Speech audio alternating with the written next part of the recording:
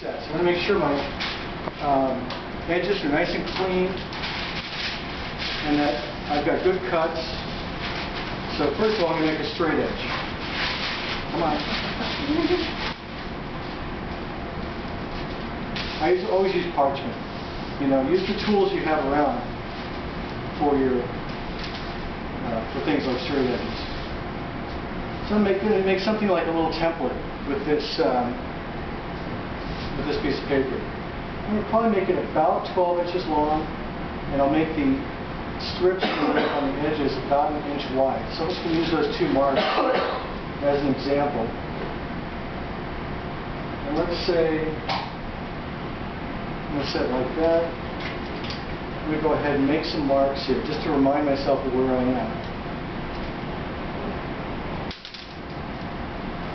And I'm just going to use this pizza cutter to get a good clean cut.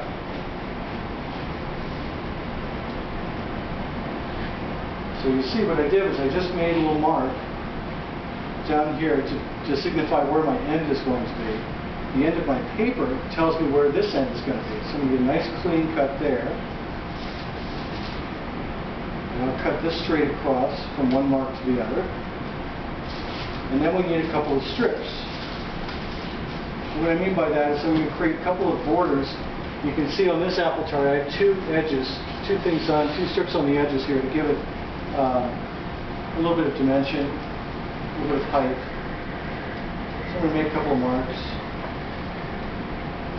Why wouldn't you have it on the ends in the middle? Well, I leave the ends free so we can have apples all the way up and down in the center. And sometimes I've made these apple tarts, you know, 5-6 feet long, and make a big giant one, and then cut it into sections and bake them off. And it's really kind of a neat little tart. Very simple in many ways to make. All we have to do then is just cut a couple of strips here. Let's follow my marks. Now, am I getting these perfect, exact? Well, I'm getting pretty darn close to it. But if they're not absolutely perfect, no one's going to really notice that much. So you see I have some scraps here, scraps there, but my cuts are really clean. I set this little template aside, so if any of you want to use it, you can. If you have a ruler, can you use that? You can use a ruler, sure.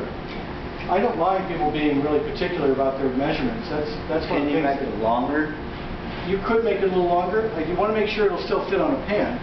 But you can take the pan and oh yeah. that as your measure. Yeah, you could conceivably make one as long as a sheet pan if you wanted. Right. It's like, you know, or even diagonal. If you fit a diagonal in a pan, you could even get it bigger. The thing is that once you end up with a 2-foot long tart, how are you going to transport it? Right. So that's something to consider. But other than that, yeah, you could go as long as you want. I usually make them about 1 foot long. That's usually my personal way of doing it. This extra that I have here, I'll make something else with that in just a little bit. So we'll make some palmiers with that. This tart, on the other hand, you'll notice I'm trying not to have any contact on the edges with my fingers. Trying to make sure the cuts are clean and that my fingers stay away from the edges. I don't want to have anything have an effect on its ability to rise. Here's my sheet pan. Before I even get started, I'm going to go ahead and make sure this gets up on the sheet pan so that I won't have to move it after I've made it. So I'm just going to go ahead and use tools to help me do this. Get this up here. It's bigger. Yeah, if it's really big, you'd want to roll it up or something like that, and use something to assist you. Now my puff pastry is getting a little chilly, a little warm rather, and I'm going to get it a little more chilly. I'd like to see it get nice and cold. Before I put it in there, though, I'm going to dock this. And docking, as you remember, is the process of putting holes in it. We're going to dock, as you can see here on the little diagram I drew, we're going to dock the lower layer. And what that's going to do is keep this layer from puffing. When you dock it, you're creating steam vents. And those vents are going to let the steam inside escape, so this bottom won't rise nearly as much. It might get up to maybe ½ an inch thick, but it won't puff anywhere near as much. as it normally would. This is also where the apples are going to go. So that's all going to be done. There are special tools for this. If you've never seen a docker, I'm not talking about the ants. Just talking about there's a special docker. It's made a roller and you just knock, and it creates holes all through your pastry. You'll notice the sides I'm not docking.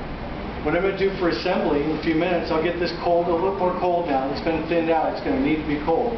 I'm going to be putting a little egg wash on either side and gluing these two strips down. When this bakes, the apples in the middle will cook.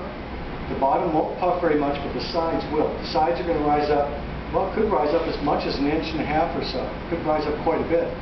And we'll have this wonderful tart with apples in the center, egg-washed puff pastry on the sides.